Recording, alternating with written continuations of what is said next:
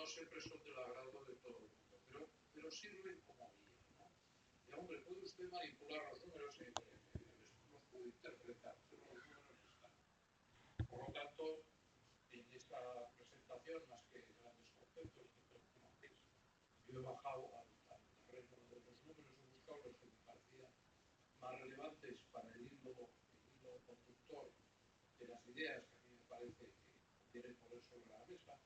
Algunas las comparto más y otras menos, ¿no? Pero algunas ideas pues, me han convencido y me las miro y digo, bueno, pues puede ser así o puede ser de otra manera. Es una presentación muy interesante, ¿no? Tampoco hay que en estos momentos estar con verdades absolutas, ¿no? Pero los números son y las interpretaciones son las que son. Y después, deciros también, ahora hablaba con el presidente, decir, oye, pues, donde realmente sale la bondad del ponente y de los asistentes es en el turno de intervenciones, ¿no? Yo porque aprendo, os escucho las intervenciones y en segundo lugar porque cuando ya has establecido el hilo conductor puedes profundizar en aquello que te resulta para otras preguntas. Dicho esto, yo entraría directamente para ir cumpliendo horarios en lo que es el contenido de la presentación. España, la Unión Europea y el contexto, ¿no? El contexto geopolítico, pues más importante que nunca. Hemos pasado etapas donde la política por definición geomundial, las geografías Sí, y la economía son importantes, pero ahora sí, estoy en ello. a mí me gusta No sé seguir qué pasa. a lo largo del año, por eso también acerco ahora al principio, pues tiene algún pequeño inconveniente. Yo creo que hay muchos momentos, ¿no? Pero si os fijáis, hay tres flashes, ¿no? En el año que nos dan una idea de por dónde van los tiros. El primer flash es una feria de variedades, que no se moleste, es Davos, ¿no? El World Economic Forum, ¿no? Entonces, empieza el año con Davos, van todos a Davos, nieva, son unos hoteles que están muy bien, los políticos van allí, intentan capar al lazo a grandes empresarios, se sacan muchas fotos.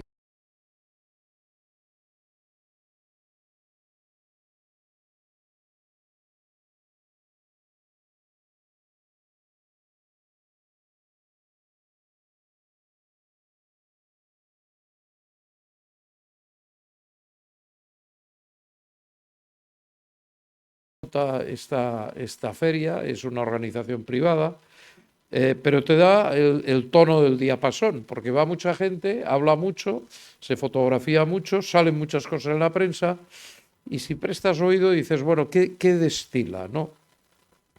Entonces, ¿qué ha destilado Davos? Pues alguna cosa realmente importante, ¿no? Y es que todos los que han ido a Davos se han mostrado optimistas, positivos, sobre la marcha de la economía en Estados Unidos.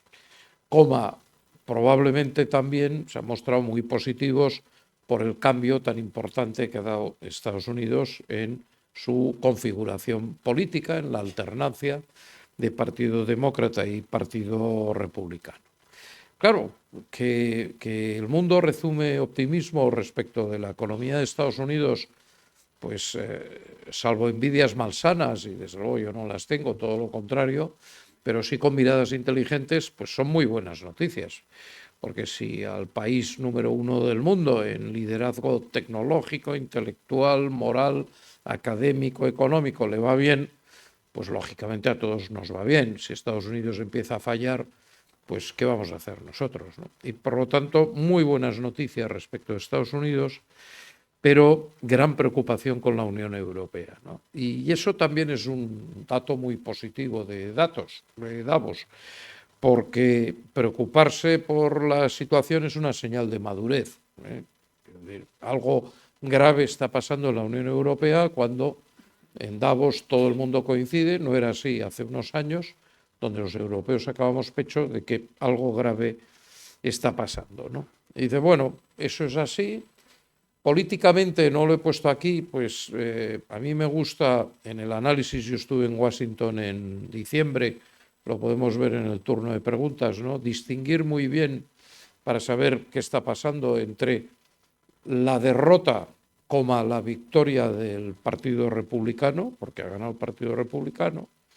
Si queréis, la representación gráfica de la victoria del Partido Republicano, con todo lo que representa de valores, de alternativa, de otra manera de pensar, de otra trayectoria, de otros resultados, con el personaje, y el personaje es el presidente del partido, ahora presidente de Estados Unidos, y la persona, que es Trump. Entonces, aquí hay tres cosas a la hora de analizar la realidad, el optimismo respecto a la situación de Estados Unidos, que siempre hay que tener presente, que es el partido, la persona y el personaje. Ojo con equivocarnos y confundir el personaje con Estados Unidos, o la persona con el personaje, o el personaje con la persona.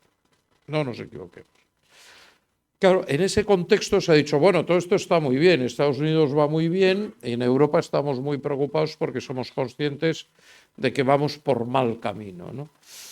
¿Y eso en qué se traduce? Pues se traduce en que está habiendo un cambio profundo en las relaciones económicas internacionales que bascula sobre todo sobre el arma, que es un arma legítima, porque es un arma económica. Otra cosa, si te gusta o no te gusta, pero no es mandar soldados, que son los aranceles, la geopolítica y el auge de la deuda pública, ¿no? El tema de la deuda, tenemos que ser conscientes de que nunca el mundo, desde que se tiene noticia de la deuda a nivel mundial, que es más o menos desde la época mesopotámica, ha estado tan endeudado como en la actualidad. También es cierto que nunca en el mundo la prevalencia y prepotencia del sector público, amante por definición de la deuda, y el traspaso a generaciones futuras de la carga de la deuda y la amortización ha sido más potente que nunca, y por lo tanto esa deuda, cuando las cosas se tuercen, pues empieza a estar muy presente, ¿no? Es decir, Estados Unidos, lo veremos, tiene un problema con su balanza global y la deuda, y Europa también. Y luego la geopolítica en general, que es China-Estados Unidos, el imperio emergente con sus valores, que son sus valores, y el imperio que queda y que tenemos, que es Estados Unidos y Europa, con los nuestros, ¿no? La otra conferencia a la que hay que prestar mucha atención en el mundo contemporáneo, que está en tercer lugar, porque al final el resumen es el del medio, es la famosa reunión de Jackson Hole, ¿no? El agujero de Jackson, ahí perdidos en las montañas de Estados Unidos, pero es cuando el poder más eficaz que hemos descubierto en lo que es el gobierno de los temas económicos, que son los bancos centrales y en consecuencia el manejo de la política monetaria, que nos sacó de lo que podría haber sido una terrible recesión en el 2008 con una política monetaria muy agresiva, el más potente de los bancos centrales, que es el Banco Central de Estados Unidos, la Fed. En Jackson Hole veremos este año si continúa o no con las bajadas de tipos y por lo tanto leeremos a través de la política monetaria qué va a pasar con los tipos de interés. Claro, hay que tener el conjunto, ¿no? Cuando uno lee en julio qué van a hacer los americanos con los tipos de interés y sabe que los europeos hemos empezado bajando este año y los americanos no lo han hecho, está claro que aquí hay un complemento perfecto del otro punto, que es la deuda. Es decir, y van íntimamente vinculadas, ¿no? Los estados se endeudan mucho, tienen déficits muy potentes. Tener déficits es una forma de ganar votos y a todos se nos lleva a la boca de estado de bienestar. Yo recuerdo que España es un estado social de derecho. El estado del bienestar tan predicado, welfare state, es un concepto americano. Pero bueno, algunos han comprado el concepto americano, que no es el estado social de derecho. Hay matices y diferencias profundas. Entonces, estamos preocupados con la deuda, máxima deuda a nivel mundial. Europa está preocupada. Si las cosas van mal, a ver quién continúa con ese estado social de derecho, este estado de bienestar. ¿Quién paga los intereses? Política monetaria. Intereses abajo, reanimar la economía, etcétera, etcétera. Y en octubre, cada año, vemos lo que es la gran reunión del Fondo Monetario Internacional y el Banco Mundial, ¿no? El Fondo Monetario, como gran banco de los países, y el Banco Mundial como gran institución financiera, que no es un banco, están los nombres cruzados, pero bueno, ¿qué le vamos a hacer? Uno se llama lo que no es y el otro es lo que no se llama. Es así, ¿no? Pero veremos cómo interviene el Fondo Monetario, seguro, ya lo hizo el año pasado, reclamando más disciplina fiscal, es decir, no son ustedes tan ricos como se piensan, y ojo con lo que viene, no son ustedes tan ricos, y por lo tanto tiene usted que aliviar la deuda y hay que gestionar muy bien en momentos de cambio los riesgos, ¿no? Claro, ¿todo eso en qué contexto? Pues en un contexto, por eso decía de números, ahora voy un poco más rápido, donde el mundo todavía crece y crece algo, que es una buena noticia. Hay algunos que prefieren bajos crecimientos y si queréis, un mejor cuidado del medio ambiente y del reparto del crecimiento y de la creación de riqueza. Esta es una discusión que no voy a traer aquí, pero bueno, el mundo este año va a crecer una décima más que el año pasado y el año 26 va a crecer prácticamente lo mismo. La buena noticia es que los países emergentes crecen al 5, nosotros crecemos al 3, China ha moderado mucho su crecimiento, India empujando muy fuerte, y en la zona euro, pues prácticamente no crecemos. Es decir, que si China e India crecen al 5 o al 6 y el mundo al 3, nosotros estamos creciendo al 1. Claro, vuelvo a enero de este año, estamos muy preocupados como europeos, somos parte de Europa, porque esto no crece. En términos, si queréis, mecánicos, está gripado, ¿no? Se ha gripado Europa cuando Estados Unidos, como os enseñaré, crece y crece muy bien, ¿no? El Reino Unido, pues yo creo que saldrán bien del Brexit. Yo siempre he dicho que era una buena decisión. No estaban dispuestos a compartir con nosotros la unión política y, claro, hacer una unión económica para no llegar a la unión política es un acuerdo arancelario, ¿no? Y mejor que se vayan y lo harán muy bien con sus primos americanos. Y los americanos creciendo al 2 y pico, ¿no? Esos diferentes crecimientos, claro, inyectan en la economía preocupaciones diferentes. En Europa están bajando los tipos, dicen, hombre, con menos carga de intereses, a ver si conseguimos que las empresas vayan mejor, las familias vayan mejor y la economía se active. Y los americanos lo tienen muy claro, y lo tienen clarísimo. Si nosotros crecemos, no bajamos los tipos de interés, porque si no tendremos inflación. La inflación es un impuesto encubierto y no estamos dispuestos a lo que dicen los americanos, no taxation without representation. Aquí no se pone un impuesto si no está aprobado por el Parlamento, ¿no? Claro, y os decía todo esto en un contexto nuevo político. Las tensiones económicas son las mismas, pero lo que está muy claro, lo que se mide, y se mide bien, es el riesgo geopolítico y la incertidumbre, las dudas que hay sobre la política económica. La media móvil nos indica claramente, lo veis a mi izquierda, pues que el riesgo geopolítico, que empieza en 0, pues está muy, muy crecido. Y el factor fundamental ha sido la invasión rusa de Ucrania. La preocupación por los conflictos induce a problemas de cadenas de suministro, coste de la energía, todo lo que sabéis. Dice, bueno, lo de Ucrania está allí, el tal, ya saldremos y tal. No, todo esto claramente tiene una repercusión en uno de los dos factores que contribuyen al bienestar y al progreso de todos nosotros, que es la productividad. Los capitales se tienden a estar donde están. El capital en el mundo está en Estados Unidos y está en Oriente Medio. Hemos exportado nuestro trabajo, nuestro sudor, nuestras lágrimas a Oriente Medio comprando petróleo y comprando gas, y ese capital pues es muy difícil que venga a Europa a hacer una fábrica de microchips que vale 100.000 millones de entrada o hacer una central nuclear, porque no hay quien se aclare con la administración comunitaria, las normas son infinitas, los funcionarios mandan despóticamente y para eso el capital pues se va a Estados Unidos. ¿Quién va con el capital? El talento, nuestra gente joven, que se va y no vuelve. Y las grandes universidades, las grandes investigaciones y el gran progreso. Entonces, claro, ¿quién invierte en Europa con la invasión de Ucrania y el follón que se ha montado, ¿no? Y sin defensa europea, ¿no?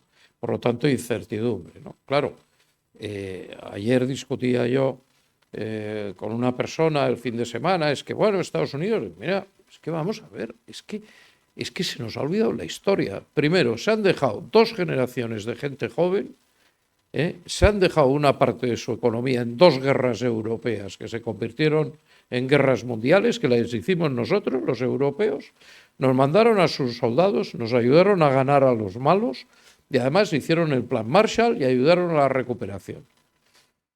Y en el año 52, impertinentemente hay que recordar ahora, para que los europeos no volvamos a equivocarnos, en 1952, 2 años después de la creación de la Comunidad del Carbón y del Acero, que fue el germen para que nunca más hubiera guerra entre europeos, y de lo que hoy es la Unión Europea, 2 años después de hacer la Comunidad del Carbón y del Acero, los europeos, no nosotros, que estábamos excluidos en aquel momento por habernos portado mal y haber tenido una espantosa guerra civil, en el año 52 se firma una cosa que se llama el Tratado Europeo de la Comunidad Europea de Defensa, la Comunidad Europea de Defensa, que decía que a partir del año 52 los europeos, 1952, habíamos firmado un tratado para tener un ejército único, un uniforme único, unas botas únicas, unos cañones únicos, todo lo que es una unión de defensa.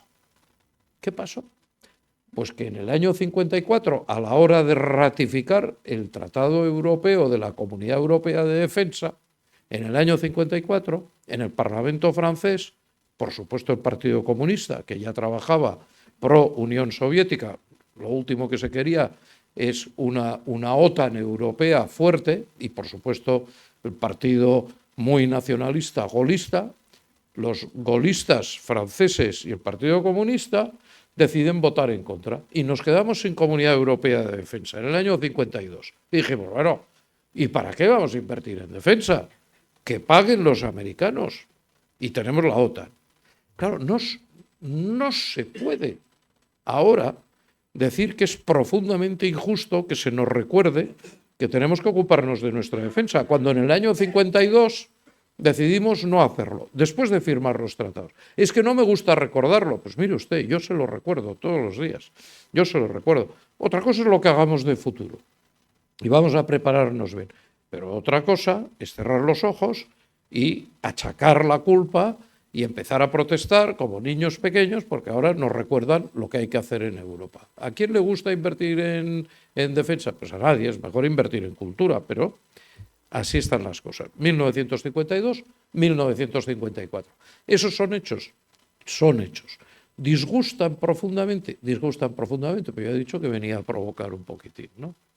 Claro, entonces decía, todo esto tiene profundas implicaciones para la actividad económica. Sabemos desde el gran pensamiento económico, la primera escuela, gran escuela de pensamiento económico, por supuesto, es la escuela de Salamanca. Es decir, los grandes tratados y las primeras reflexiones profundas en economía, salvo lo que es filosofía, es española. ¿Por qué? Porque es la época del imperio, el gran imperio español, y por lo tanto de las artes, de las letras, de la economía, etcétera, etcétera.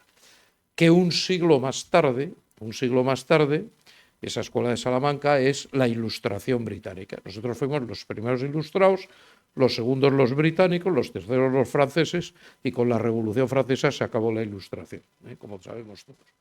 Pero esa escuela económica, lo que siempre ha dicho, y se recurre a los tratadistas británicos, es que el comercio de las naciones, los grandes tratadistas, no vamos a entrar, comercio internacional, la apertura de fronteras es buena para los ciudadanos, porque unos plantan mejor lechugas y otros hacen mejor el textil, ¿no?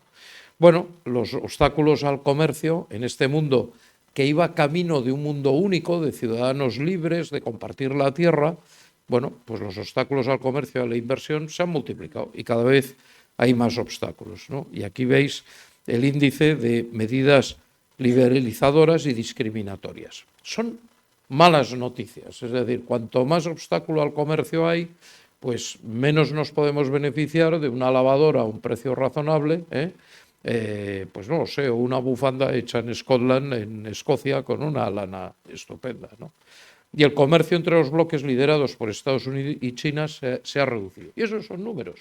Desde el año 2010, cada vez más obstáculos al libre comercio y cada vez menos comercio entre bloques y dentro de los bloques. Es decir, otra vez cada vez más encerrados dentro de nosotros mismos, ¿no? Esa cantinela que oís que es profundamente ideológica, yo no digo que no sea verdad en algunos, no. El comercio de proximidad, bueno, vale, de acuerdo, sí, las nécoras que sean de aquí, o el Pichín, o el de aquí al lado, de Asturias, o lo que sea, pero hombre, oiga, pues a lo mejor la pantalla pues es mejor que venga de Corea, yo qué sé, ¿no? Esto claramente, ¿qué indica? Como decía el periodista antes que estábamos hablando, que lo ha visto muy bien, que lo que era un fenómeno de globalización que habíamos comprado todos, desde hace unos años, día a día, la globalización se va reduciendo. Y estamos moviéndonos de un mundo global muy interesante, ciudadanos del mundo, a un mundo más internacional, peligro, un mundo de bloques. Y en ese mundo de bloques, un mundo de enfrentamiento de poder. Un mundo no de los ciudadanos, sino de probablemente dos imperios, ¿no?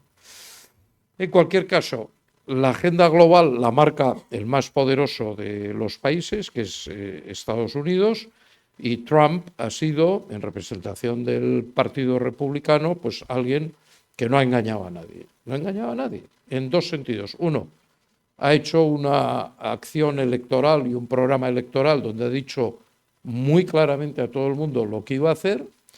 Y segundo, no ha mentido. Es decir, que cuando ha llegado al poder, el primer día empezó a firmar papeles y todo lo que ha dicho que iba... Es que no me gusta, no, mire usted, esto no, yo no estoy hablando si le gusta o no le gusta. Le estoy diciendo que es un partido que ha ganado y un político que dijo que iba a hacer A, B, C, D, E, y el primer día por la tarde ya estaba ejecutando lo que dijo que iba a hacer. No se ha movido un milímetro, ¿no? Entonces, bueno, aquí lo que está claro es que hay un problema que se ve también en este gráfico, es que Estados Unidos, que es un país que consume mucho, durante muchos años ha conseguido traer gran bienestar a su país en forma de consumo, comprando cosas muy baratas fuera de Estados Unidos, en vez de fabricarlas. Entonces, como veis, la balanza comercial con México es muy deficitaria, con Canadá, con China no digamos, con Alemania, con Japón. Estados Unidos importa más de lo que exporta. ¿Qué problema tiene para el Partido Republicano el que la balanza comercial sea negativa? Es que esto tiene y ha tenido un gran atractivo político, es decir, Estados Unidos es un país abierto y, oye, los coches más baratos, las lavadoras más baratas, las luces LED más baratas, todo esto está muy bien, pero si yo no fabrico y no lo hago yo y empiezo a acumular y además de déficit arancelario tengo, y esta es la clave, un déficit global, una deuda del 120%, a medida que cada vez sigo por aquí y tengo déficit y por lo tanto tengo que financiar ese agujero y voy aumentando la deuda pública con los programas sociales, necesito que alguien financie esto. Entonces Estados Unidos tiene un problema muy importante de balanza global que Trump ha acometido con unas medidas que vamos a ver qué resultado dan. En teoría, a corto plazo, bueno, a medio plazo, malo o muy malo. Es decir, y esta es una de las claves, como mi balanza global, mi deuda, para entendernos, está aproximadamente en un 10% financiada con ahorro chino, claro, ¿qué soberanía y qué autonomía tengo yo como Estados Unidos? Si resulta que la factura del bienestar de mis ciudadanos y mi deuda la están financiando los chinos, que si un día aprietan el botón, yo no renuevo los papelitos, no renuevo la deuda, como nos pasó en España, que luego podemos hablar, en el año 12 y casi en el 11, ¿no? Claro, y si no renuevo la deuda, ¿en manos de quién estoy? Que me está financiando todo esto, China. Y se acabó. Voy a hacer dos cosas. Voy a corregir, aquí tenéis los números, este déficit tan importante, subiendo aranceles. Si yo subo aranceles, todo lo que compro en estos países le va a costar más a mis ciudadanos, pero es un impuesto, es un impuesto. Este dinero lo ingreso en la administración y bajo la deuda. Y además puede ser que alguien en Estados Unidos decida, como ahora sale más caro, fabricar luces LED o pantallas de televisión o lo que sea. Con lo cual la economía la voy a activar. Comercio exterior globalmente es muy sabio y los mercados funcionan bien. Vamos a ver, lo que hay que entender es por qué los aranceles. ¿Para molestar? No. ¿Por capricho? No. ¿Por una furia, no sé, teológica sobre los aranceles? No. Tiene un problema de balanza comercial, de balanza global, y que los chinos, con sus ahorros, están financiando el consumo de Estados Unidos. Y eso es una debilidad en su soberanía y en su autonomía estratégica. Claro. Y todo esto, como os decía, pues a medida que vas comprando más de lo que exportas, pues te va provocando la necesidad de financiar y de déficits presupuestarios. Estoy hablando de Estados Unidos, no de España. Ya luego me puedo meter en el charco español, ¿no? Y en el charco europeo. Pero claro, es que no hay persona, familia, empresa, institución, gobierno local, autonómico, que aguante la deuda hasta el infinito. Porque las cosas tienen que respetar la proporción mágica. Entonces, ¿Estados Unidos qué le ha pasado? Pues ha tenido una previsión y una ejecutoria de déficits, porque el gobierno no ha sido capaz de generar superávits y por lo tanto gastan más de lo que ahorran y por lo tanto la deuda, como os decía, en estos momentos es el 121% del PIB. Para los que somos y hemos sido esencialmente banqueros en nuestra vida y profundamente conservadores y además hemos asistido al lamentable espectáculo de todos los excesos de pérdida de soberanía, de autonomía y de daños emergentes, cuando la deuda es insostenible, alocada, etcétera, etcétera, y las cosas cambian y suben los tipos, pues que Estados Unidos tenga ese 121% de deuda. Ya sé que Francia o Italia están por encima, nosotros hemos mejorado y tenemos que seguir mejorando, pero no es la deuda de Alemania o de los países del norte, pues es una gran debilidad, ¿no? Claro, yo decía, el 10% de la deuda americana está en manos chinas, ¿no? Que es la banda azul, ¿no? Pero los ahorradores japoneses, que también son orientales y están un poco lejos, fijaros lo que tienen, ¿no?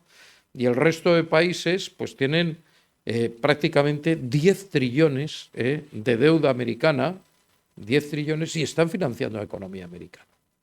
O baja en la deuda sobre el Producto Interior Bruto y se corrigen los déficits, o los americanos han dicho, esto puede acabar muy mal.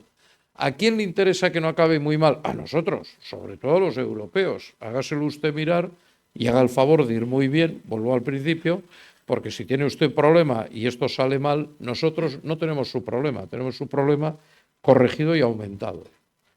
A no ser que tomemos la otra opción. Como me decía el embajador de China, el otro decía, me decía, hombre, mira, la otra opción, europeos, es que tenéis la oportunidad única de veniros con nosotros, romper con Estados Unidos.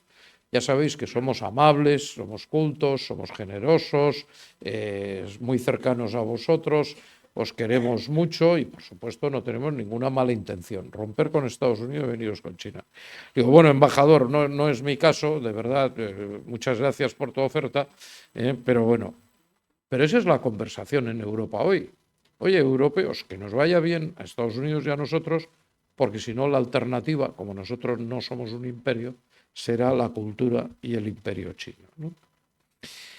Entonces, corregido y aumentado, porque en el 2000 prácticamente la Unión Europea, el 2000 hace 15 años, estábamos igual que Estados Unidos.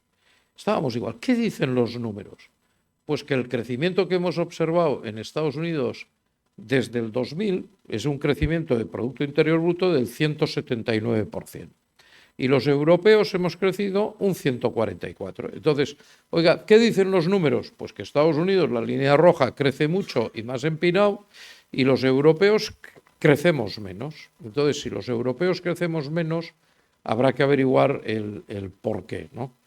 Bueno, no solamente crecemos menos, sino que además en las recesiones, que es la línea azul que están ahí, nuestros ciudadanos europeos han sufrido más, ha tenido peor impacto que los ciudadanos americanos. Hemos encajado las recesiones peor, porque lo dicen los números, y crecemos menos. Oiga, ¿y esto es importante o no? Digo, que me lo cuantifiquen. Entonces, Claro, es el mismo gráfico, pero en vez de porcentaje, es en números, ¿no? Entonces, Estados Unidos, pues en estos momentos, desde el año 2007, pues como veis aquí, ha crecido 24.500 trillones de dólares, es igual billones, y nosotros estamos en 21,8. Nos hemos separado, la Unión Europea de Estados Unidos, en 3 y pico billones de dólares, o sea, 2 veces y pico el PIB de España. Unos van para arriba y los otros vamos modestamente para arriba, pero unos están en velocidad de fuga y otros no. Por lo tanto, cuando va mal, a nosotros nos va peor y además crecemos menos. ¿Y por qué? ¿No? ¿Y por qué? Bueno, a veces intuitivamente todos sabemos que cuando va un hijo a Estados Unidos no vuelve. Es muy raro que vuelva. Y que la gente más brillante pues va allí y encuentra trabajo y que las inversiones en capital están allí. Dices que es horroroso y es muy feo, sí, pero es un fenómeno misterioso, ¿no? De visión de futuro, ¿no? En esa diferencia de crecimiento es clave los números que utilizamos y sabemos de productividad, ¿no? La productividad en Estados Unidos ha superado ampliamente la de las principales economías de Estados Unidos. Coges los números, los llevas a un gráfico, pones el gráfico y otra vez, oiga, es que no me gusta que me hable de productividad. No, mire usted, pero es que la línea amarilla es Estados Unidos. ¿Yo qué quiere que le diga? Y a partir de aquí, el pelotón de los torpes, que esto parece un peine despeinado, pero los americanos cada vez son más productivos. ¿Y por qué son cada vez más productivos y por lo tanto eso redunda en creación de riqueza, en cultura, en avances tecnológicos, en futuro para los jóvenes, pleno empleo? Claro, en Estados Unidos no hay paro. El problema es encontrar a alguien y robárselo al lado para que trabaje. No hay paro, hay más inmigración y más crecimiento por la productividad. Por 2 motivos. Primero, porque trabajan mucho en Estados Unidos. Y en segundo, porque el capital invierte en Estados Unidos. Claro, dice Microsoft, hombre, yo para hacer la siguiente planta de centro de proceso de datos, como esto consume mucha energía, pues voy a reabrir el reactor número 1 de Three Mile Island, la famosa central nuclear que se cerró, hicieron una película devastadora y qué tal, ahí nunca se ha muerto nadie por una central nuclear, nunca, salvo por supuesto en Kiev, Ucrania, porque hicieron un experimento, pero los pajaritos, los peces, todo el mundo está feliz, las plantas, los árboles y tal, nunca. Entonces coge Microsoft y abre otra vez el reactor número 1 y va a poner 100.000 millones para hacer un centro de proceso de datos, porque dice, hombre, dicen los científicos que la inteligencia artificial consumirá el día de mañana la energía de una galaxia entera. Bueno, antes de consumir una galaxia entera que se comerá el Sol, la Vía Láctea y todo, la inteligencia artificial, vamos a empezar por una nuclear. ¿Es posible esto en Europa? No es posible. Entonces dice, no, es que están creciendo más que nosotros. Bueno, ¿y yo qué quiere que le diga? Pues si le parece bien, luego no proteste, ¿no? No proteste. Y vamos a dedicarnos a otras cosas. La productividad americana, pleno empleo, se ha disparado y por lo tanto son 3 trillones y pico más de Producto Interior Bruto, es más talento, son reyes en inteligencia artificial, en tecnología, etcétera, etcétera. Bueno, es otro mundo, ¿no? Efectivamente, y aquí tenéis lo de la productividad, no por hora trabajada en la zona euro. Es que vivimos muy bien. Bueno, sí, yo ya lo comprendo. Me decía Carlos ahora cuando veníamos y paseábamos esta tarde y el museo y tal. Joder, qué pereza trabajar esta tarde aquí, ¿no? Con el día que hemos tenido. Sí, está muy bien, pero usted no se meta con mi modo de vida y yo no me meto con el suyo. Es fair, ¿no? Es equilibrado. Entonces, claro, esa es la productividad europea.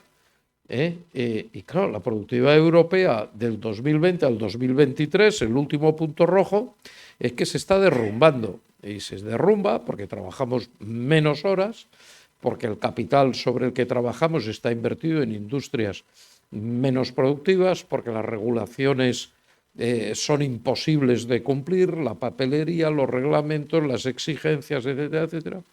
Y en el otro lado, otra vez los números que están a vuestra disposición, os lo he puesto en gráficos, pues bueno, la aportación con mayor eficiencia a la productividad y por lo tanto a la creación de riqueza, de empleo, de lo que está en azul, que es la productividad total de los factores por hora trabajada, pues fijaros lo importante que es. Claro, si en Europa trabajar 1 hora me da el azulito este, trabajar 1 hora de media en Estados Unidos, ¿qué me da mucho más? Pues ¿dónde va a ir el mundo, no? ¿Dónde va a ir el mundo? Y en consecuencia, otra vez, dice, bueno, y en ese escenario de mayor crecimiento, por mayor productividad, porque se trabaja más, porque hay más capital, porque se invierte en tecnología, se invierten en muchas cosas, porque son conscientes que tienen que corregir la balanza, los que tienen ahorros, los planes de pensiones, los seguros de vida, los fondos de las universidades, pues cada vez van mejor. Entonces la línea azul, el S&P 500, como la bolsa americana ha progresado, y luego ese fenómeno mundial extraordinario de muy difícil proyección en el futuro, que son las tecnológicas, ¿no? Y ya me da igual, coges a 3 o a 4 o 5 tecnológicas y 5 empresas valen más que toda la bolsa española, italiana y alemana juntas, ¿no? Bueno, el fenómeno de las tecnológicas merece otra consideración. Por lo tanto, vuelvo a mi embajador de China. Dice, Estados Unidos ha ganado el Partido Republicano, el señor Trump ha empezado a aplicar todo lo que dijo en campaña electoral y los ciudadanos americanos, todos, en una victoria histórica que no se conocía, salvo me parece que ha habido un presidente en la historia, han hecho el péndulo y han pasado de los radicalismos del Partido Demócrata a los radicalismos del Partido Republicano, que tampoco es así, se han pasado de algunos excesos a otros frentes para llevar un poco la balanza a su sitio, ¿no? Entonces, Europa está en medio. Yo no tengo duda de qué es lo que vamos a hacer en Europa, pero aquí hay 2 imperios y los ha habido siempre, o el imperio español, o el imperio británico, o el imperio americano y ahora el chino emergente. Y dice el chino, un poco de broma, simplificando, vengan ustedes conmigo, ¿no? Bueno, pues claro que sí, todo el mundo vende y hace muy bien en vender, ¿no? Y vuelvo a Davos hoy, ¿no? ¿Qué tenemos de bueno en Europa? Pues que hacemos números, que tenemos reuniones como estas, que somos ciudadanos libres, que reflexionamos, que pensamos, que discutimos, estamos de acuerdo, no estamos de acuerdo, pero no funcionamos como un bloque de un país ordenado, dictatorial, populista y tal, que decir, queda la sociedad civil, ¿no? Y la sociedad civil en Europa, y a través de ello los estados de opinión, la prensa libre, las reflexiones universitarias, los actos como este, pues nos ha llevado a un momento, el año pasado, donde a nivel europeo hemos dicho, vamos mal, vamos a pensarlo. Hemos ido bien, esto va mal, no estamos a la altura. Entonces se ha hecho el informe Draghi y el informe Letta. El informe Letta, 2 italianos ilustres, pues es más político, ¿no? Y al final el informe Letta dice, pues en este mundo del cuadro anterior, los americanos, los chinos y nosotros en medio, casi o nos unimos o no hay nada que hacer. Yo siempre digo que o Europa se une y va a una unión política de verdad, o estamos perdidos, y que si hay un país en Europa que tiene viabilidad propia, y eso es muy chocante, yo siempre he dicho con números, que es España. Es España, el único país que tiene vida propia fuera de la Unión Europea. Eso sí, bien ejecutado, bien gobernado y explotando nuestras potencialidades. Pero, hombre, mejor estar en la Unión Europea porque somos europeos, ¿no? Nosotros somos el primer Estado europeo, la época visigoda, somos parte constituyente de la cultura europea, de la cultura mundial. Pero si no, nos unimos a nada. Y al final lo que dicen Letta y Draghi es, hay que reaccionar, y para reaccionar lo que tenemos que hacer es lo que no estamos haciendo. Uno, desburocratizar la administración. Esto es insoportable, de verdad. Yo creo que todos lo notamos en la vida diaria. O te piden que des de alta al perro en no sé qué sitio y que le saques un carné. Quieres pintar la habitación de color naranja fosforescente y no te dejan porque hay que pedir permiso. Hay que hacernos... La burocracia europea, no nos damos cuenta, es una cosa que realmente sigue avanzando sin parar y que regula absolutamente todo, lo cual provoca también infinitos incumplimientos, porque la gente no puede contar. La gente ya llega un momento que dice, mira usted, yo mientras no me pillen hago lo que pueda, de todo tipo. Claro, antes fumábamos puros incluso en las terrazas, los que fumábamos puros, ahora tampoco puedes fumar un puro al aire libre. Es decir, oiga, pero es que la gente no se da cuenta del nivel de intervención que tenemos sobre nuestras vidas, ¿no? Con todo el respeto por los de al lado, para calcular el aire, que no le dé el humo del puro, ¿no? Es una pequeña broma. Pero el diagnóstico es muy serio. El de Letta no hay más salida que una unión política europea, y el de Draghi. Y Draghi dice, abajo un cambio profundo en términos de desregulación, menos burocracia y 800.000 millones más al año, ¿no? Claro, ¿qué nos ha pasado? ¿Por qué va a ser tan difícil? Bueno, va a ser muy difícil porque la preponderancia, que lo he dicho al principio, de lo público sobre lo privado, se ha extendido no solamente sobre el ámbito natural de lo público, sino que el poder público, vía regulación y ejercicio de poder, cada día invade más esferas del mundo privado. Cada día más. Entonces, como siempre, ¿y esto lo dice usted por intuición? No, lo digo por números. Y entonces el gap en el crecimiento del sector público y el sector privado, la brecha de inversión, es que quien invierte cada vez más es el sector público y cada vez menos el sector privado. Si el capital es 100 y el público, que puede más y es más poderoso y además tiene el boletín oficial, tira más de la inversión y dice, no, aquí quiero que invierte esta, aquí el otro. Primero, no ves lo que no viene, que dice, bueno, mire, yo para esto me voy a Finlandia, o me voy a Alaska o me voy a Delaware. Y segundo, el privado y el mundo privado no puede competir. Entonces, cada vez más, medido en inversión, como veis, el gap se va estrechando. Claro, y España, ¿no? Hombre, nosotros, yo decía, nuestra salida como europeos está en Europa, en la Unión Europea, desburocratizar, invertir, volver a recuperar la participación que en el gobierno, como ciudadanos de nuestras vidas, tiene que tener el sector privado, el institucional, esta reunión, el económico, y por lo tanto igualarnos a la agilidad, porque todo tiene su repercusión, ¿no? Y que se puede medir otra vez, insisto mucho, a la agilidad que merecen los ciudadanos en la toma de decisiones y en el respeto por la libertad individual. Es decir, la presunción siempre debería ser de que cuando un ciudadano hace algo, lo hace bien. Es decir, no se puede presuponer que todo está mal hecho y que venga la policía antes de. Oiga, usted haga lo que tenga que hacer. Si un día usted se equivoca, ya le reñiremos, pero no es al revés. Y se ha instalado al revés. Entonces, España, físicamente, es un país privilegiado. España y Portugal es una plataforma física.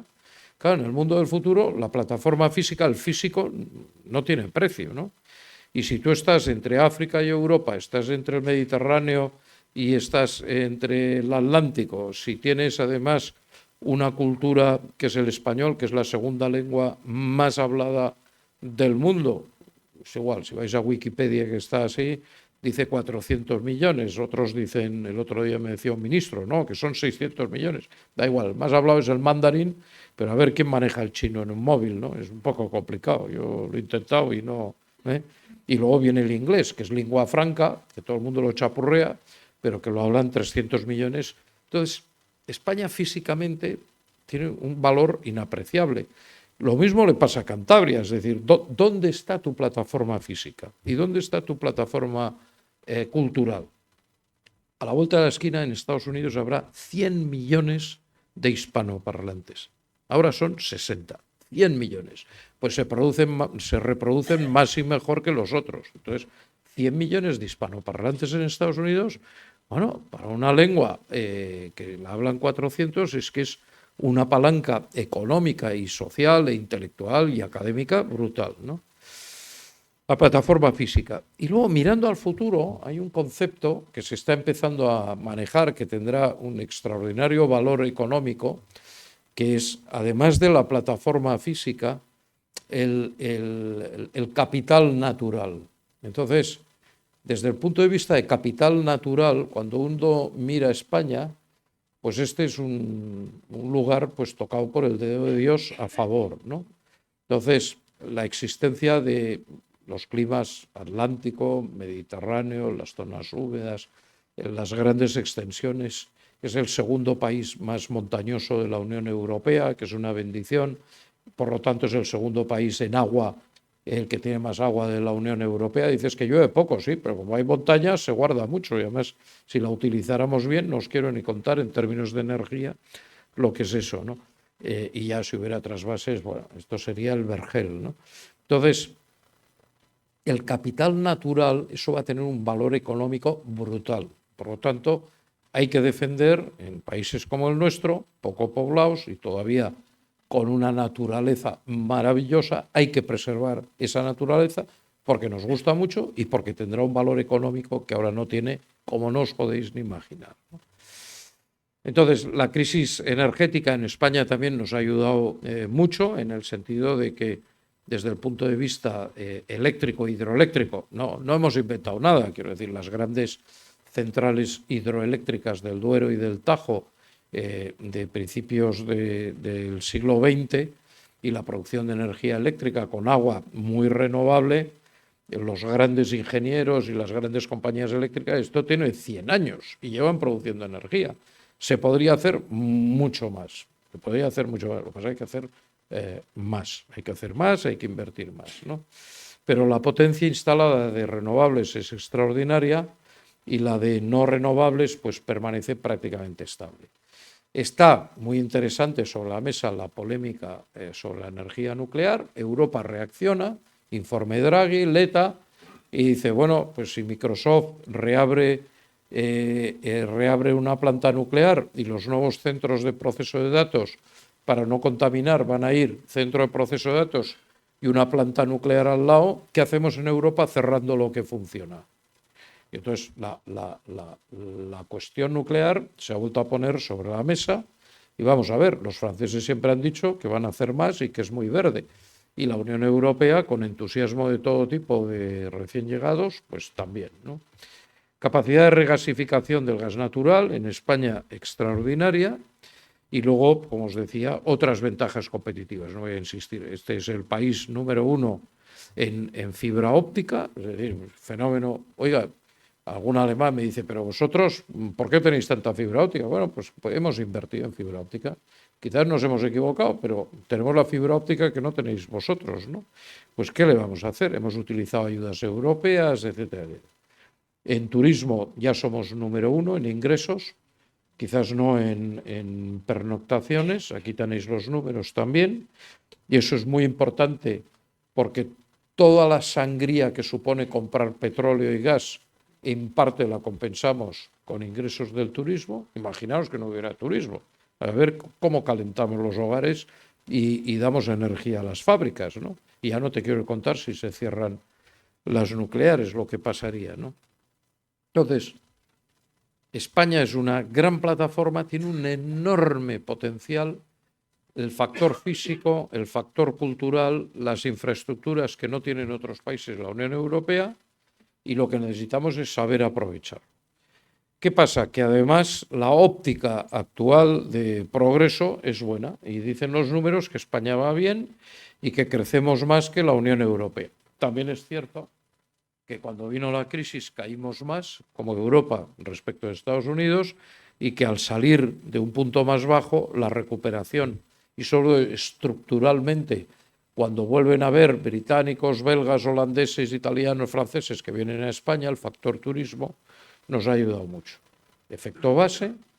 El saldo migratorio en España ha sido excepcional, me parece que son 10 millones más de habitantes, de 38 millones a 48 millones, claro, 10 millones más, de 38 a 48, me parece que es en 15 años, imaginaros lo que es demanda añadida.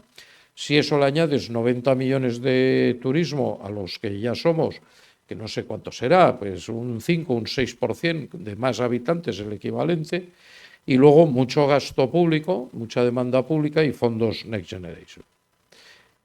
¿Va bien? Estupendo. ¿Qué hay que hacer? Aprovechar para hacer reformas estructurales, ¿no? ¿Por qué hay que hacer reformas estructurales? Porque la óptica de que crecemos más gracias a los temas de energía, de inmigración y de tal, nos puede llevar a engaño y somos adultos. Dijimos, de acuerdo, pero es que yo me acuerdo que en el año 2008 crecíamos al 4,5, en España no había crisis y en el resto del mundo se avecinaba una crisis importantísima. La crisis llegó a España en el 10, 2 años más tarde, porque nuestro ciclo es diferente. Y entonces, ¿qué reformas hay que hacer? Pues lo de siempre, aquellas que permitan, como Estados Unidos respecto a Europa, avanzar en términos de productividad. Entonces, la productividad española es la peor de nuestros países competidores porque está por debajo, es peor que la italiana, los italianos pobres van cayendo, peor que la francesa y que la alemana, y la evolución de nuestra productividad, que va mejorando, como veis, la línea roja de abajo, mejora lo que siempre hemos hecho los españoles, que no tuvimos plan Marshall, que es trabajar como bestias. Entonces yo os decía que la productividad responde a dos cosas: qué capital tienes y dónde lo inviertes, que no es lo mismo invertir el capital en una fábrica de componentes de automóviles o de chips que invertirlo con el arao y el burro.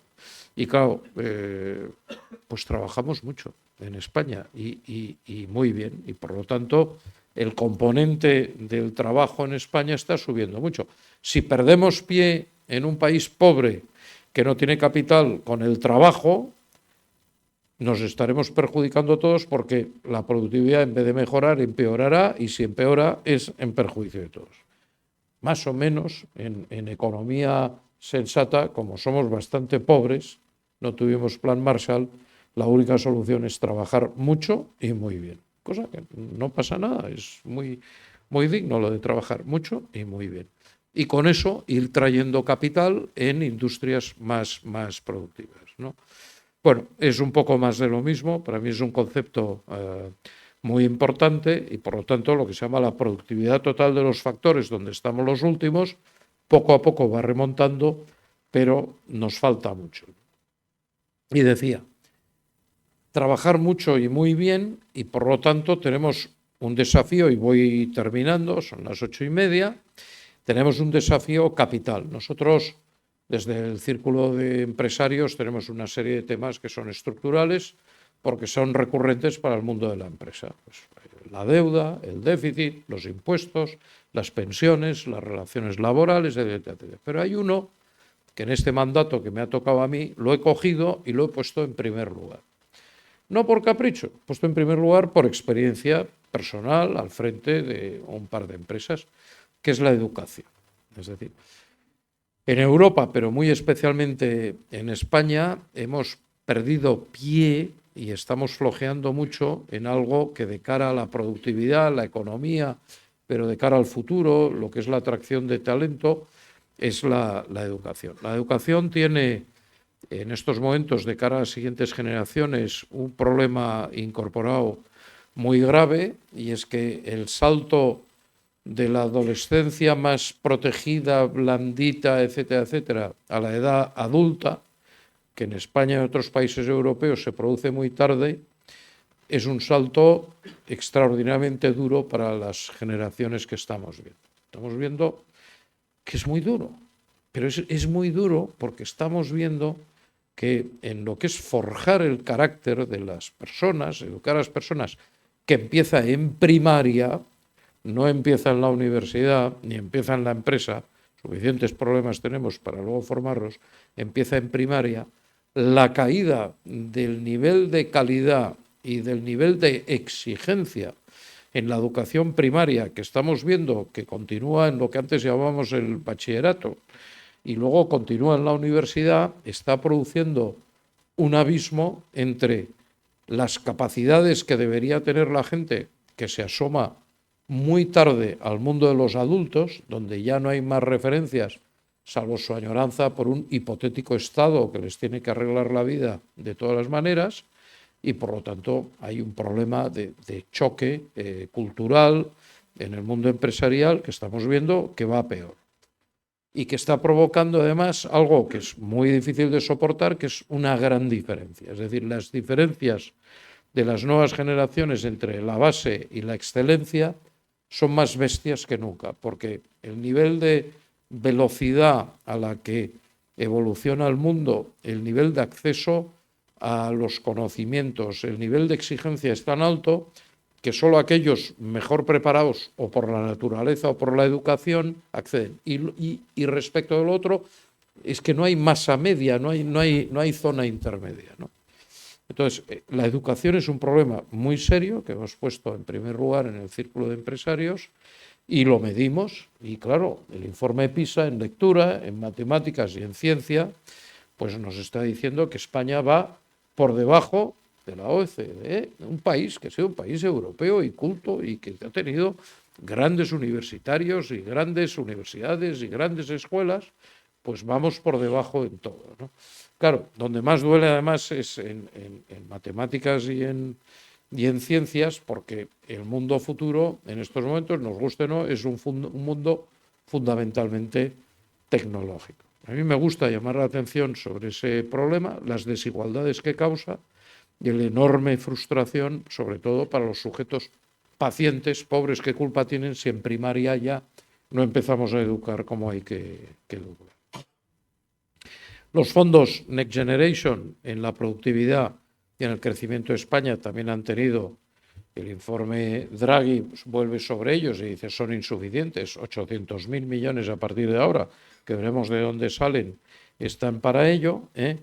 Y otro tema que pesa sobre una losa, también mirando al futuro, es nuestro nivel de deuda. El nivel de deuda, que es la línea azul, en términos absolutos, no hace más que crecer, ¿no? Desde el 2016, donde estábamos en 1,1, 1,1 billones de deuda, billones de euros, hemos pasado de 1,1 a 1,6. 500.000 millones más, 500.000 millones más de deuda del 2016 al 2025, en números redondos, en 9 años. Dice, hombre, es que eres muy exagerado. Claro, yo aguanto todo tipo de críticas, digo, efectivamente, y me gusta exagerar.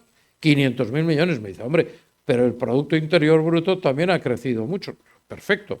Y estamos empezando a moderar la deuda sobre el Producto Interior Bruto.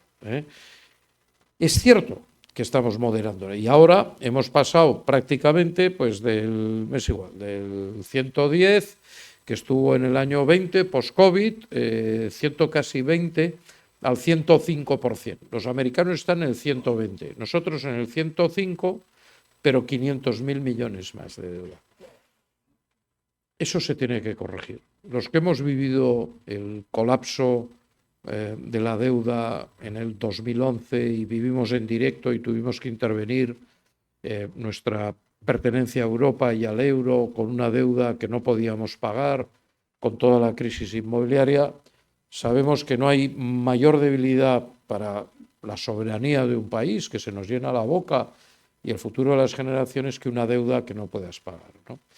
Y nosotros hemos tenido momentos muy delicados. Por lo tanto, algunos predicamos y seguimos predicando la austeridad. Es que la austeridad es un lenguaje y tal. Mire usted, de acuerdo, ahora es el 105 y yo aplaudo al gobierno que proyecta en el 27 una deuda del 97% del PIB. Tiene que crecer el PIB y hay que contener la deuda.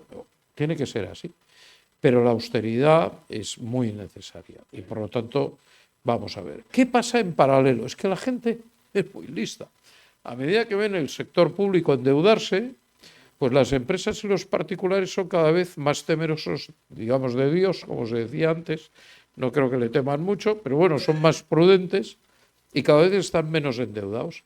Y ahora, respecto a Europa, los ciudadanos más ahorradores y con menos deuda de media, respecto a la media europea, son las empresas españolas y los ciudadanos españoles.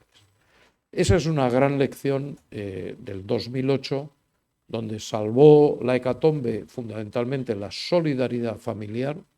¿Cuántos no recordáis el 2008? Las familias, los abuelos, los cuñados, los tíos, ayudando a pagar la hipoteca, brindando la casa. Aquello fue tremendo. En algunos sitios más que en otros. Pero eso ha quedado grabado, ¿no? Como en Alemania la austeridad, después del periodo de entreguerras con la gran inflación, quedó grabada y les hizo austeros para siempre. La deuda pública sube, 500.000 millones, la deuda de hogares, que se dice así, y de las empresas, baja. Y en este contexto, ¿qué decir de Cantabria? Pues los números dicen que desde el 22 el PIB real, que prácticamente estaba igual y que post-COVID cayó un poco más en Cantabria que en el resto de España, en estos momentos, o prácticamente igual, España está creciendo algo mejor que Cantabria, ¿no? Y el índice es 109 España, 107 Cantabria. Hombre, yo creo que a todos los que estamos aquí, que somos competitivos, nos gustaría presentar algo, pero yo no sería honesto diciendo que Cantabria crece más que el resto de España. Crece un poquitín menos, ¿no? Y sí tiene cosas muy buenas, por ejemplo, la tasa de paro, ¿no?, general, que está en el 8,2 contra el 10,6 en España. Para los menores de 25 años, vuelvo a la gente joven, pues la tasa de paro está en el 24,9. Claro, son porcentajes escalofriantes, ¿no? Luego, esas son las cifras oficiales. Luego hay que ver si esta gente trabaja de extranjis, en economía negra, por horas parciales, pero claro, es una mala señal, ¿no? El precio de la vivienda está un poco mejor que en el resto de España, etc. Cantabria está en la media de la economía española, ¿no? Es cierto que es una magnífica noticia desde el punto de vista de futuro, que el sector industrial 18% versus el 13% del PIB respecto a España. Cantabria está más industrializada y yo, desde luego, si fuera cántabro, lo que diría es promover y fomentar la industria por encima de todo. Ni es incompatible con el turismo, ni en el siglo XXI contamina una sola florecita. Esto pertenece a la imaginería del pasado, pertenece al pasado. Seamos serios. Y por lo tanto, en pleno siglo XXI y con esa gran ventaja de futuro, yo creo que la industria es algo a promover. He hablado del capital de la naturaleza, el capital natura, que tendrá un valor infinito en el pasado, que os voy a contar del paraíso que es Cantabria en el mundo, ¿no? Entonces, preservar la naturaleza no solamente es un acto de racionalidad, sino que además es un acto de profundo egoísmo económico que tiene toda la justificación del mundo, ¿no?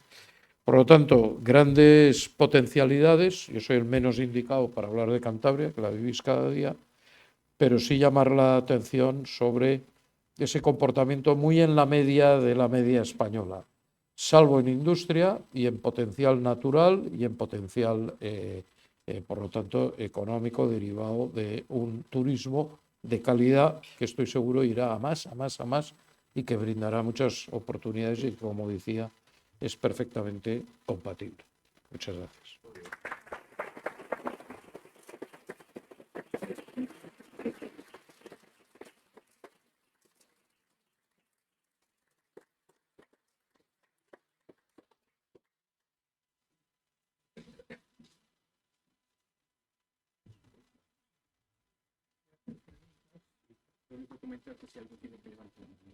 Sí, no, quien quiera, por supuesto.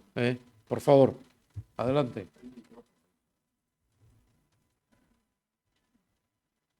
Lo mejor en la vida es cuando una cosa mejora a los trabajadores y al mismo tiempo a los empresarios.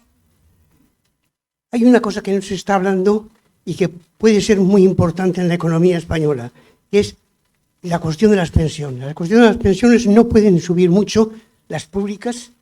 ¿Por qué no se aumenta el fondo de pensiones empresarial? Las pensiones empresariales, que es del siglo pasado, yo lo tengo. Yo trabajé 35 años en una empresa y tengo mi pensión pública y mi pensión empresarial. No hablo de la... ¿Por qué no se procura los empresarios para que los trabajadores vivan mejor y ellos vendan más?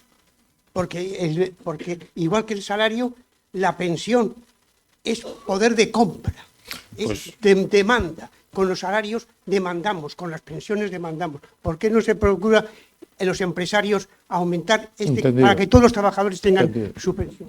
Pues nada, me dan ganas de aplaudir, porque efectivamente es así. Todos entendemos que el Estado tiene que promover y fomentar y proveer un sistema de pensión pública, pero un sistema de pensión pública no debe ir, totalmente de acuerdo, en detrimento de la responsabilidad individual, cada ciudadano, en la medida en que pueda, de proveer con un sistema organizado a la pensión privada. El mejor sistema que se ha inventado para que haya pensión privada, como bien dice usted, es un sistema complementario de planes de empleo donde, a través de la empresa o del sector, una parte del sueldo va destinado a pensión con unas condiciones reguladas públicamente y la propia empresa complementa esa parte por el esfuerzo que hace el trabajador. Aquí entramos en una batalla ideológica donde desde algunos sectores ideológicos se niega la capacidad de los ciudadanos para, a través de un sistema público de trabajador-empresa, promover y fomentar un sistema complementario de pensiones. Les parece que eso no debe ser así y que el sistema de pensiones tiene que ser 100% público y, por lo tanto, la legislación, yo he dicho que aplaudía su intervención, la legislación, y tenemos una muy reciente, tiene que ser como máximo de planes de empleo con unas comisiones determinadas por sectores, no de empresa, etcétera, etcétera, pero siempre con grandes reticencias. Ojalá fuera así. Ojalá.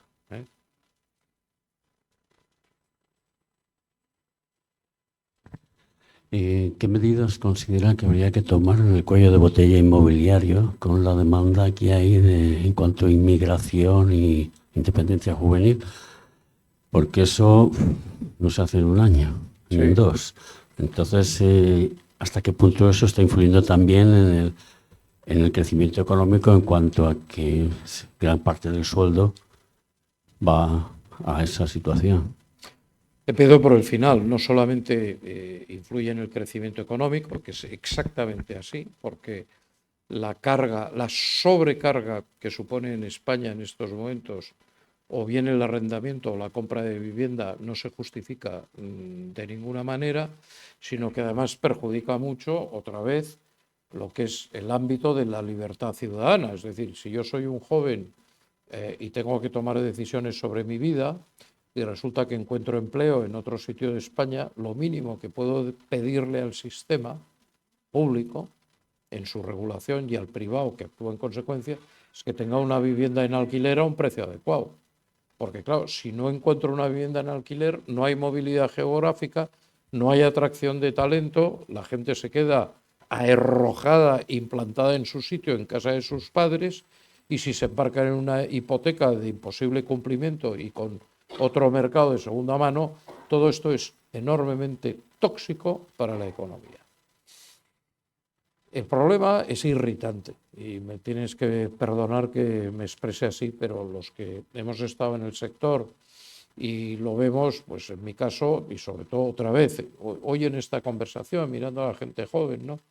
Es muy irritante porque conceptualmente es un problema extraordinariamente sencillo y técnicamente también, porque es un problema de oferta y demanda. Entonces, la oferta, con la regulación que hay en España, los permisos, repermisos, contrapermisos, recontrapermisos, papelería, expertos técnicos, etcétera, etcétera, es un mundo que ha llevado a producir una oferta de vivienda en un país que tiene para vivienda nueva como mínimo, y he hablado de 10 millones de inmigrantes, y han entrado 3 millones hace 2 telediarios, de 60.000 viviendas nuevas al año, 60.000, y la demanda mínima es de 200.000. Dicen, que hagan viviendas. Hombre, claro, es que la gente quiere fabricar viviendas. Pero claro, para fabricar viviendas en un problema de una demanda como no se ha visto nunca, y por lo tanto un negocio extraordinario y una oferta limitadísima, hay un cuello de botella. Y el cuello de botella empieza por la materia prima para tener viviendas. ¿Cuál es la materia prima para tener viviendas? El suelo. Entonces, ¿cuántos años cuesta fabricar suelo en uno de los países más despoblados de Europa? Pues depende, y no quiero ser un demagogo, pero el proyecto Chamartín en Madrid, donde van 10.000 viviendas, me parece que ha llevado 26 años, ¿no? Fabricar el suelo. Dice, hombre, no todo el suelo llevará 26 años, pero lo que se llama suelo estratégico, de alguien que coge un erial y lo vamos a dedicar a vivienda, y hay un plan general y un plan parcial y lo vamos a calificar, etcétera, etcétera, 10 años, 10 años. Pues claro, dice, y yo voy a poner el dinero 10 años aquí para que luego, cuando ya todo empiece a salir, me lo cambien porque vienen otros y entonces me cambien la edificabilidad y tal. Tenemos un problema salvaje y muy importante de fabricación de suelo, que es la primera de las llaves. A partir de la fabricación del suelo tenemos otro segundo problema muy importante, que ya es la licencia concreta sobre ese suelo que está calificado. Eso lleva no meses. Claro, en teoría no debería tardar nada, debería decir, oiga, ya está el suelo, haga usted la vivienda. Si no lo hace bien, ya le reñiré, pero hágala usted. No, no, permisos, tal, yo no sé cuántos estáis en este negocio aquí, años. Y cuando de repente ya, después de años, está terminada la vivienda y ahora me va a salir el financiero, las licencias. La licencia de primera ocupación, la licencia que también en un mundo normal no debería haber. Es decir, oye, he acabado la vivienda, véndala. Y si resulta que está mal hecha, ya le reñiré. No, no, no, las licencias, claro. Dicen los expertos, que yo no lo sé, y claro, esto tiene mucha trascendencia, porque si tú colocas un capital para hacer viviendas en suelo, te pasas décadas exagerando, quinquenios en lo normal, más 3 o 4 años desde que empieces la construcción hasta que termines, más 1 año o 2 años para que te den el papelito final. El coste financiero que tiene esto es tan brutal que, claro, cuando tú te miras la vivienda y dices, bueno, ¿cuánto ha costado esta vivienda? Pues el cemento, la energía, los trabajadores y tal, X. Y el coste financiero, otro X, otro 50%. No sé si es el 50% exactamente. Ahora he pedido que me hagan el número. Y claro, esa lentitud, esos trámites, esa no fabricación de suelo, ¿sobre quién recae? Sobre los inmigrantes y la gente joven. Entonces, el precio de la vivienda se pone por las nubes y entras ya en un fenómeno social inaceptable. Dice, bueno, pues vivienda en alquiler. Bueno, ¿y cuánto cuesta hacer una vivienda en alquiler en vez de para vender? Pues exactamente lo mismo, exactamente lo mismo. Entonces, regulación, más regulación, Draghi, Letta, en Europa estamos perjudicándonos a nosotros mismos con unos excesos de regulación y con unos presupuestos. Dice, pues hagamos vivienda pública. Bueno, tardan más. O sea, yo no quiero ser agresivo, pero yo sé en millones las viviendas públicas que se han hecho en España, cuándo se han hecho y cuántas viviendas públicas se están haciendo últimamente. Y dice, bueno, pues además vamos a hacer vivienda en alquiler y que el arrendatario pueda comprar la vivienda. Ah, no. ¿Cómo un arrendatario de vivienda de protección oficial va a comprar su vivienda? Pues mire usted, pues sentido común. A lo mejor lleva 15 años viviendo allí, ha cuidado la vivienda como si fuera su hogar, coge, la compra y con el dinerito que le da usted, entidad pública, usted hace más vivienda. No, eso es pasar del sector público al sector privado. Ya me estoy excitando, perdóname, ya me estoy excitando, ya estoy dando recetas. Lo que ha funcionado y lo único que habría que hacer es copiar. Porque se hicieron millones, se han hecho millones y ahora se hacen decenas de miles a todo tirar. Y vale la pena excitarse y enfadarse porque la gente joven está pagando este exceso de regulación y de burocracia. Por aquí había una pregunta. Usted manda, no, digo por aquí. Hombre. Buenas tardes. Bueno, primero agradecerle la exposición, que ha sido además muy gráfica, nunca mejor dicho. Y ha comentado algo de la productividad, que creo que tenemos, yo diría que tenemos un problema, aunque usted ha hablado de que, bueno, estamos en unos datos razonablemente positivos o al menos increciendo, ¿no? Ahora bien, tenemos un problema también gravísimo de absentismo y la patronal catalana precisamente lo ha analizado e incluso hablábamos de 37.000 millones, o sea, estamos hablando más de un 3% del PIB, ¿no? Entonces, cuando tenemos un problema tan crítico como es ese en las empresas, ahora tenemos encima de la mesa una posible reducción de la jornada laboral. Y quería preguntarle, y termino, desde el Círculo de Empresarios, ¿qué opinión le merece esta posible bajada? Más allá de una cuestión política, sino una cuestión ya de análisis en cuanto al impacto que puede tener también en la productividad. Gracias. El absentismo es una agresión al resto de los ciudadanos, ¿no? Y muy especialmente a los compañeros de trabajo. La gente cumple con sus obligaciones, que es adulta, que es madura, que es honesta, que trabaja, claro, Si el de al lado se dedica a practicar el absentismo, pues tiene que trabajar más, ¿no?, para sacar la empresa adelante. O la empresa pierde productividad porque tiene que contratar más, ¿no? Eso para empezar, porque al final los fundamentales de los valores humanos son muy importantes. Entonces, siempre habrá una cifra de absentismo más o menos justificada, siempre hay alguna razón, pero las mediciones, como bien señalas, en España son crecientes.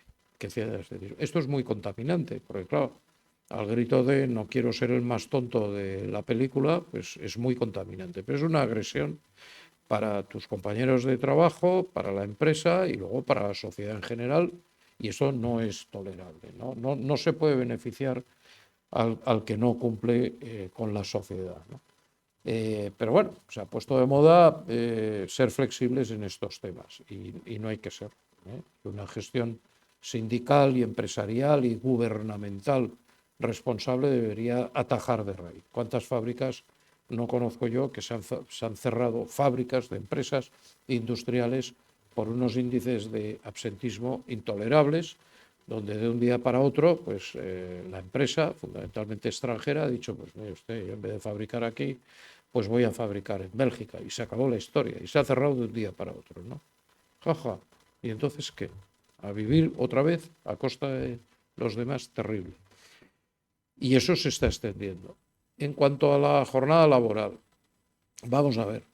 Nuestra posición es que a medida que avancemos, y va a ser muy rápido, en una sociedad adulta, la jornada laboral no es un mito, o es un hito, o es unas horas. Es decir, depende del sector, depende de la voluntad de los trabajadores, de la empresa, depende de la temporada, depende de a qué te dediques, y por lo tanto en una sociedad cada vez más rica y más flexible y en teoría cada vez más libre, la jornada laboral, cumplidos unos mínimos, debería ser algo que se pactara en el mundo privado, de sindicatos, de patronales, etc. El tema de fondo, hombre, desde la máquina de vapor, el textil británico y la revolución industrial hasta la tecnológica, está claro que todos hemos ido deslizándonos a jornadas laborales de menos horas por día y de más calidad en el puesto de trabajo, etcétera, etcétera. Todo lo que sea una imposición generalista sin atender a la particularidad de los sectores, pues puede provocar daños importantes. Yo no digo que no tenga que haber una regulación al respecto, pero tiene que haber un respeto al respecto de la regulación por las especificidades. Dicen los sabios que muy pronto veremos jornadas de 3x4, ¿no? A mí me gusta la anécdota, ¿no? 3 horas al día, 4 horas a la semana, 4 días 3 días a 4 horas, 3x4. Bueno, mientras eso no llegue, que llegará, como también veremos un momento en que habrá mucha gente que no trabajará, porque las máquinas, la inteligencia artificial, nos van a sustituir mucho mejor y mucho más eficazmente a casi todos, pues el que no quiera trabajar, que no trabaje. Pero claro, abordar el tema de la jornada laboral sin la necesaria flexibilidad y el conocimiento que en el micro conocen empresarios y trabajadores puede ser muy complicado. Buenas tardes. Hola. Bueno, usted ha hecho una magnífica y admirable presentación del tema, básicamente basándose en la estadística, en los números cuantificables, y además es lo que ya nos anunció. Por lo tanto, no hay ninguna queja al respecto.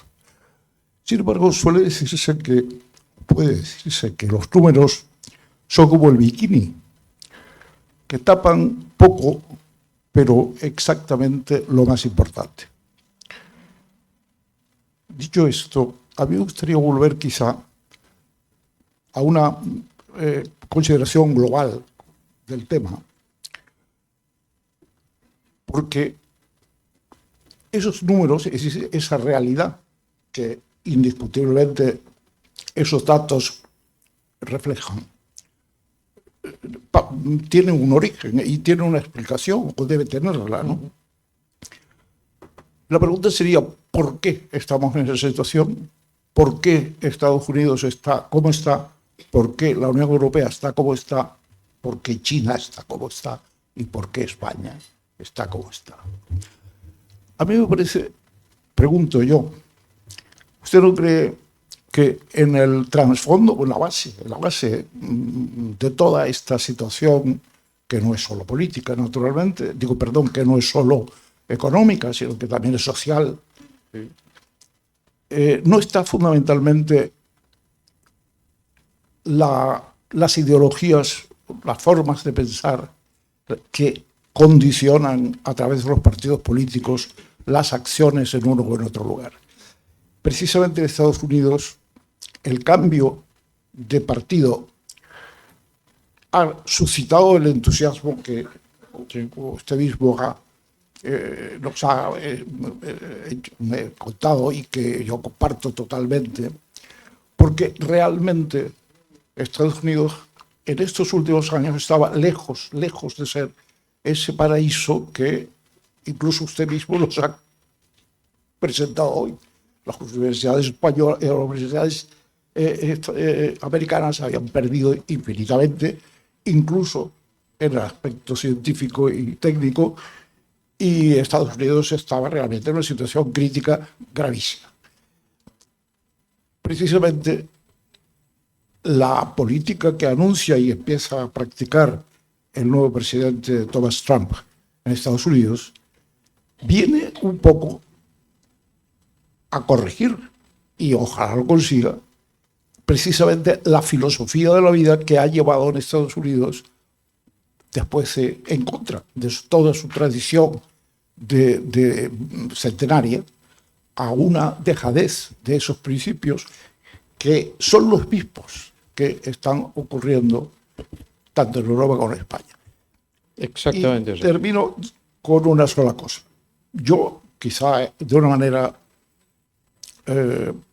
quizá drástica, quizá excesivamente drástica, creo que hay unas determinadas actuaciones políticas que llevan a una sociedad basada en los principios marxistas que se han ido, neomarxistas, si se quiere, gramscistas, si se quiere, pero en esa línea, mientras que en la otra parte hay, aunque desgraciadamente hasta ahora en retroceso, toda una serie de actitudes reflejadas en determinados partidos, hasta ahora últimamente minoritarios, en los que se han basado precisamente en las actitudes liberales, las de Hayek, las actitudes del laissez-passer.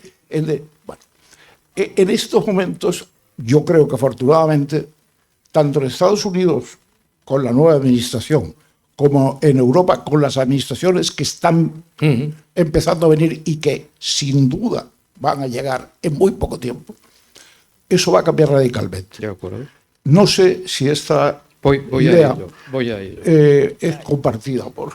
Voy a ello. Como he sido advertido por la presidencia que a las 9 terminamos, lo que voy a hacer es responder con una anécdota real, que es significativa de lo que dice, y una consideración general. La anécdota real es que yo, antes de la primer mandato del presidente Trump, estaba en Laguna Beach, en Estados Unidos, y teníamos un grupo que hablábamos, como aquí, de estas cosas, y uno de los que estaba en el grupo es un señor que se ha hecho bastante famoso, que es Elon Musk, ¿no?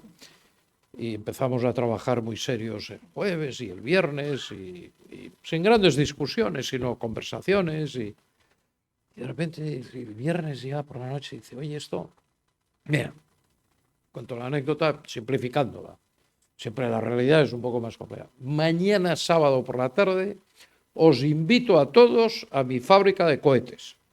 Joder, Elon, tu fábrica de cohetes. Pero no era casi ni famoso. Pues sí. Venga, yo pongo un autobús. Bueno, pues pone el autobús, Elon. Estábamos en Laguna Beach, la fábrica de cohetes está al otro lado de Los Ángeles, darme los pasaportes porque tengo un control de seguridad, como es lógico y tal. Y como los niños, íbamos en el autobús, todos con Elon Musk y tal, menos cantar, hacíamos de todo y ya. Empezamos a hablar con él, oye, Elon, que estamos llegando y tal. Y esto de los cohetes, ¿cómo te ha dado por los cohetes y tal? Bueno, pues es evidente, es un tipo bastante inteligente. Yo miro cómo están haciendo los cohetes en Estados Unidos. Desgraciadamente hubo algunos accidentes donde murió gente y tal. ¿De qué coño? Esto de la NASA no funciona. Yo voy a hacer cohetes. Que voy a hacer una fábrica de cohetes. ¿Qué? Escuela liberal, escuela de Salamanca. He hablado del Imperio Español, el gran pensamiento ilestrado, Hayek, que a quien has mencionado, bebe en la escuela de Salamanca. Y los grandes economistas empiezan en España y continúan por la escuela austríaca, los europeos. Luego vienen los británicos con Keynes, que es otra conversación para el final. Y dice más, joder, y digo, voy a hacer la fábrica de cohetes y me dicen mis abogados que no puedo hacer cohetes porque la administración americana ha reclamado, y hay una ley que dice que el Estado tiene el monopolio de la fabricación de cohetes. ¿Qué hubiera pasado en Europa con Elon Musk? Que no hubiera hecho un cohete nunca, porque habría una ley en el boletín oficial de todo el mundo diciendo que el monopolio es del Estado y tal. Y dice, pues dile al juez ese de la esquina que a pesar de esa ley del monopolio yo quiero hacer una fábrica de cohetes. Y dice el juez, hombre, ¿cómo no va a hacer usted una fábrica de cohetes? A usted le ampara la Constitución americana, la libre empresa, la libre emprendeduría y tal. Allá usted quiere arruinar, se arruinará. Y coge lo más, pone dinero, hace una fábrica de cohetes. Nunca más la NASA, el monopolio estatal, ha hecho cohetes porque es incapaz de hacer los cohetes de la calidad, del coste, de la eficacia de Elon Musk. Y cuando los españoles queremos lanzar un cohete que ha salido en toda la prensa al espacio de 3 kilos, que resulta que comunica no sé qué, le llamamos a Elon Musk y le decimos, Elon, my friend, cógeme un cohete y ponme esto. Esto es Estados Unidos. El mundo civil, el mundo privado, la libertad empresarial, etcétera, etcétera. ¿Había una regulación? Sí. Hay un tío que dice que hacer cohetes por la NASA, el sector público, los funcionarios, la intervención y tal, es misión imposible. Lo fue al principio, que estuvo muy bien, porque se necesitaba un esfuerzo económico, claro que sí. Pero a partir de ahora no hay cohete que fabrique la NASA, los hace Elon Musk. Y ojalá les salga más competitivo. Claro, esta es una visión, si quieres, muy radical, pero en un ámbito civilizado, normal, de funcionamiento del mercado. El sector privado hace lo que le da la gana y si hace daño a alguien, pues ya vendrán y le darán con la cachiporra, pero no me diga usted desde arriba todo lo que tengo que hacer. ¿Qué pasa? Que al final la gran confrontación fuera de los extremismos, populismos, etcétera, etcétera, es, si quieres, una visión más anglosajona, Keynes, de cierta intervención en la economía y, por lo tanto, una economía más dirigida, que estimula la demanda con políticas fiscales, o una visión más europea, escuela española, escuela austríaca, más liberal. Hombre, cuando las cosas se ponen feas, lógicamente, los ciudadanos que pagamos impuestos le pedimos a la administración que arranque el motor de la economía. Por ejemplo, después de la Segunda Guerra Mundial, pues la administración lo que tuvo que hacer es arrancar la economía europea con el Plan Marshall, que fue una intervención pública de capital que luego fue bien aprovechada por alemanes, holandeses, belgas, etcétera, etcétera. O en Estados Unidos, después de la Gran Depresión, con las políticas de Roosevelt, muy keynesiano, diciendo o la administración invierte. Pero eso está en el ámbito de, en función de qué, y en el tono general de vamos a compatibilizar la inversión pública y privada, lo que es sensato.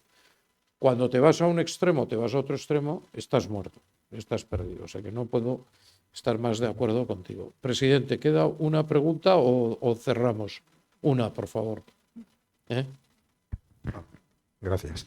Buenas tardes. Bueno, yo lo primero que quería era felicitarle por la brillantez de su discurso y sobre todo agradecerle la claridad con que ha expuesto las ideas, ¿no? Mi pregunta va en el sentido siguiente, es decir, con la globalización y la disrupción tecnológica, ¿a qué desafíos se enfrentan las economías locales y de qué manera se puede mitigar ese efecto negativo. ¿Cómo lo ve?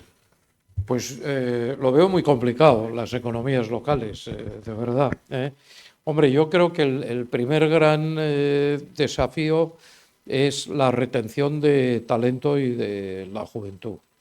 Al final, la revolución tecnológica, la inteligencia artificial, será en beneficio de todos y terminará siendo algo de utilización general para todos, ¿no? Pero las economías locales se tienen que hacer fuerte en aquello a lo que pueden acceder, es decir, pretender en una economía local, sin una planta nuclear al lado, hacer un centro de proceso de datos para toda Europa, cuando no te van a dejar hacer ni la planta ni tienes conexión a la red, pues es absurdo, ¿no? O pretender en una gran facultad pues tener un sistema a punta de investigación de tecnología con India y con China y con Estados Unidos es muy difícil, etcétera, etcétera, ¿no? O tener una fábrica de chips. Pero pretender conectar desde tu economía local al talento que trabaja aquí, pero que tiene la oficina en Sausalito, en California, o en Austin, Texas, y que por lo tanto aquí tiene las comunicaciones, las facilidades, la calidad de vida y la capacidad de trabajar a distancia, porque hay un ambiente que le permite, con una fiscalidad adecuada, que tenga en cuenta pues que vive aquí pero que trabaja en Estados Unidos, eso sí se puede hacer, porque hay muchos sitios locales donde la oferta, otra vez, el enorme valor del capital de la naturaleza, del sistema educacional, de la calidad de vida, etcétera, etcétera, pues compensa sobradamente. Yo conozco gente que vive en Madrid o que vive en Londres y que todas las mañanas se conecta con su oficina en Estados Unidos y van una vez al trimestre, porque el mundo ha cambiado. Entonces, la retención de gente joven y del talento mediante una oferta atractiva, física, de impuestos, etcétera, etcétera, yo creo que es un gran desafío, ¿no? Un gran desafío que mira mucho al futuro. Intentar competir, pues no, porque no va a salir, porque no hay capital ni inversión para compensar. Pero retener algunas cosas, sí, mirando al futuro. Muy bien, pues muchas gracias a todos vosotros.